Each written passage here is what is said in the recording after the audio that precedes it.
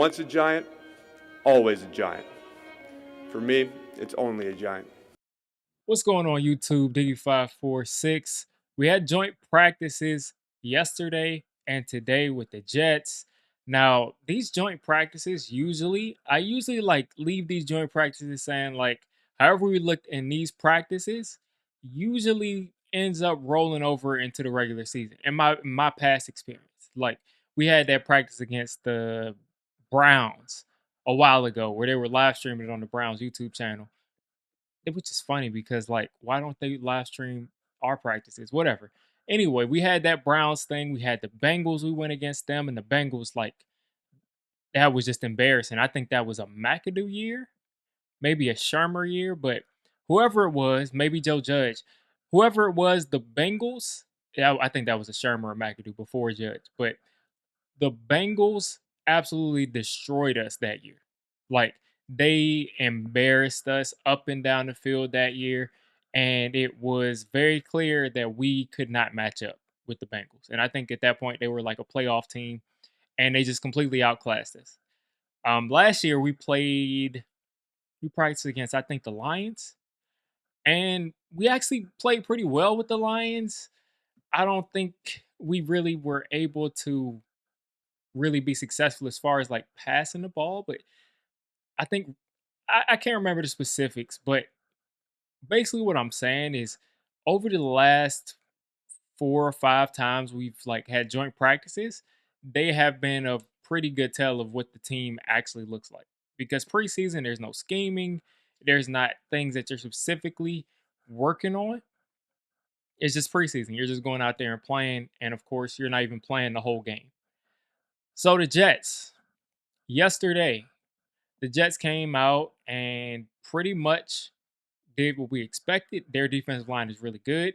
And the Jets defensive line yesterday kind of controlled our line for part of practice. Seems like our line bounced back.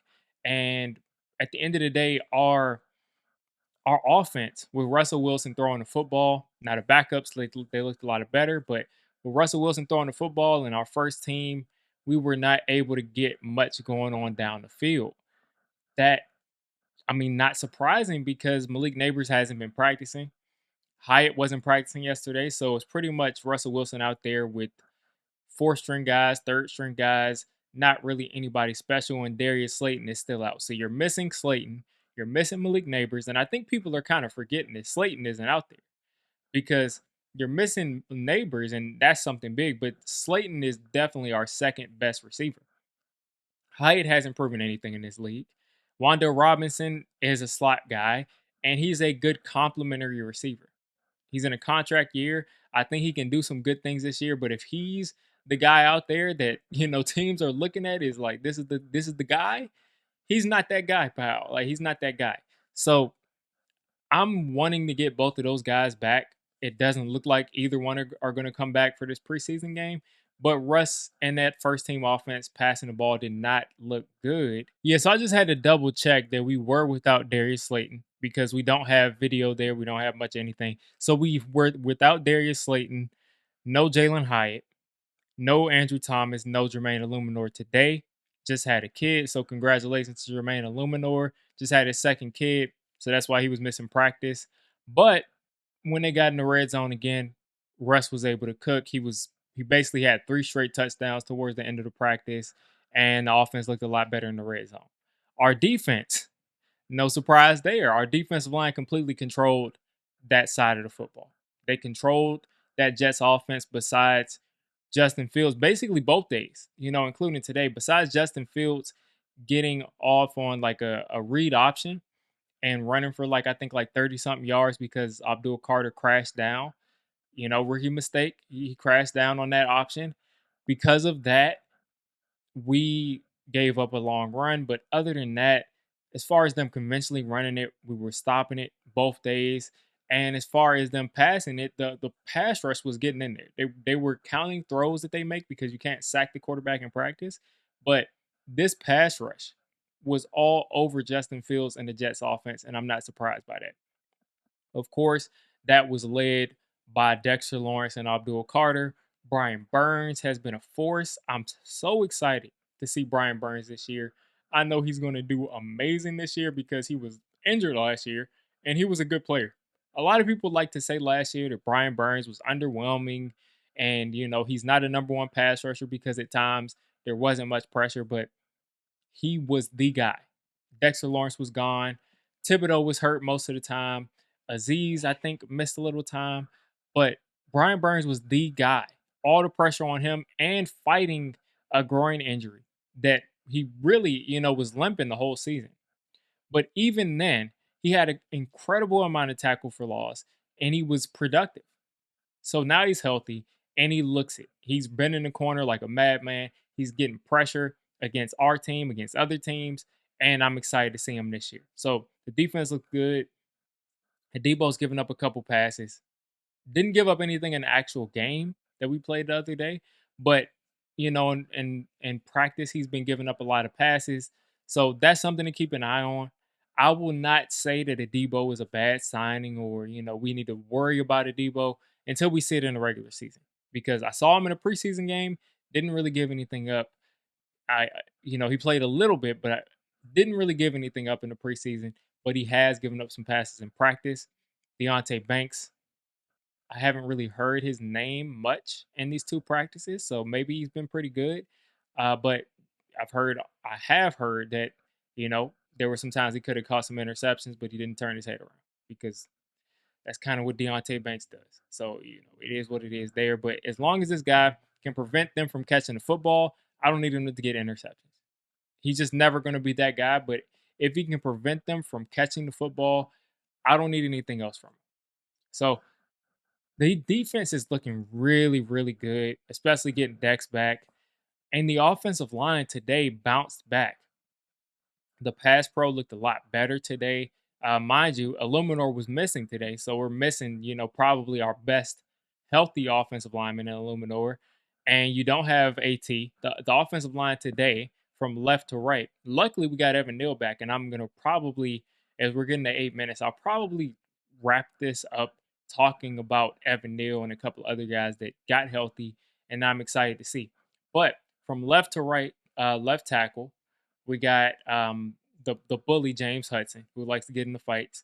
You got John Runyon at left guard. You got JMS at center, and you got Evan Neal at right guard, and you got Marcus Bowe, the 5th-round pick, who just fell into our laps at right tackle, who's been looking really good in that preseason game in practice and now in joint practice. So Marcus Bowe, I don't expect him to take Illuminor's job, but it looks like Marcus Bowe is pretty much your swing tackle. It looks like he's entrenched himself into that swing tackle role.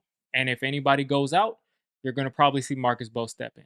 Now, would they put him in before James Hudson? That's something we don't know yet. All right, so let's talk about Evan Neal. Evan Neal came back to practice today. I was so excited to see that because Evan Neal is in a position where he has an outside shot. I wish he would have had a much better shot by playing last week, but he has an outside shot still to try to snatch that starting right guard spot from GVR. And if he can do that, we'll have a real strength over there because if he's able to actually win that job, that'll mean that he's at least solid in pass pro. And we know wherever he's going to be a weapon in the run game. So if we can get him on the other side of JMS, who's a smaller center, he could use some help of a big body over there at right guard. And he got Illuminor, another big body at right tackle. Both of them on that right side would be amazing. That'd be spectacular.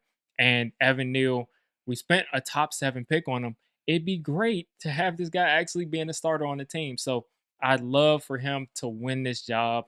We love GVR. We love him as depth.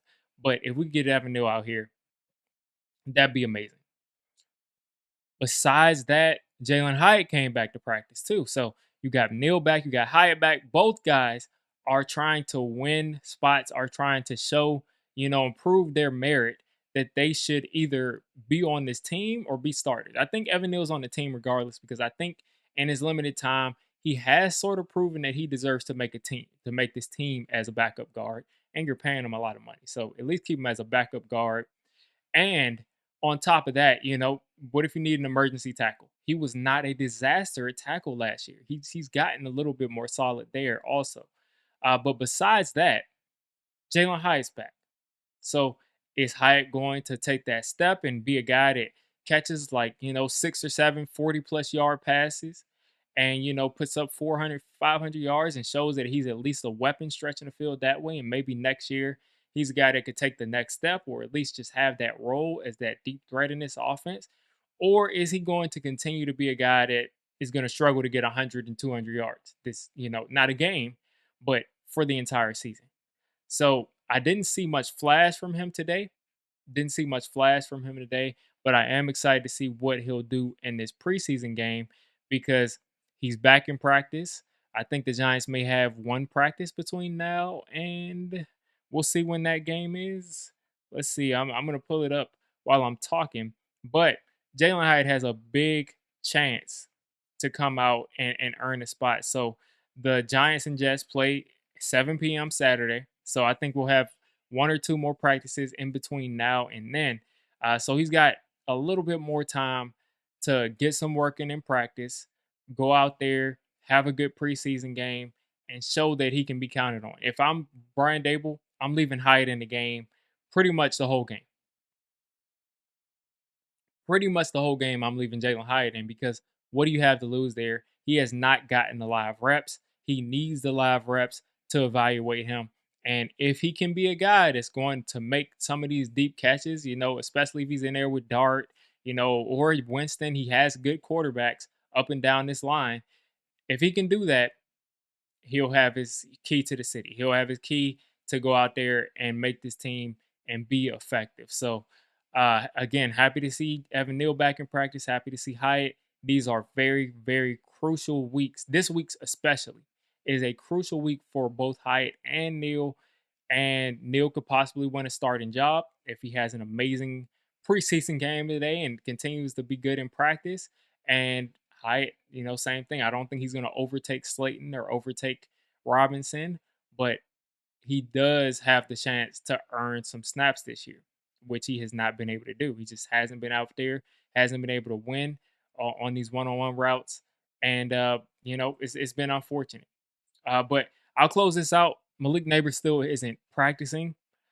I'm not sure if we can be concerned about that, if we should be concerned about that, but hopefully he's ready for week one. And if he is, we're good. He's already shown that he has chemistry with Russ. And I say let him take as much time as he needs to get healthy for week one because that's when we need him. We don't need to see any highlights in the preseason with Malik Neighbors.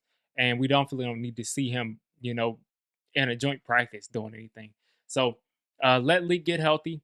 Uh, here's the hoping that Neal can win the starting right guard spot. That would be great if he's actually good as a guard and goes out there and dominates in the run game. We could definitely use that help. And you all let me know what you're thinking about the Giants going into week 2 of the preseason. Again, I got a lot of things to be excited about. Week 2 of Abdul Carter, week 2 of Jackson Dart, week 2 of Marcus Bowe, and a lot of other stuff. So let me know how you're feeling down in the comments.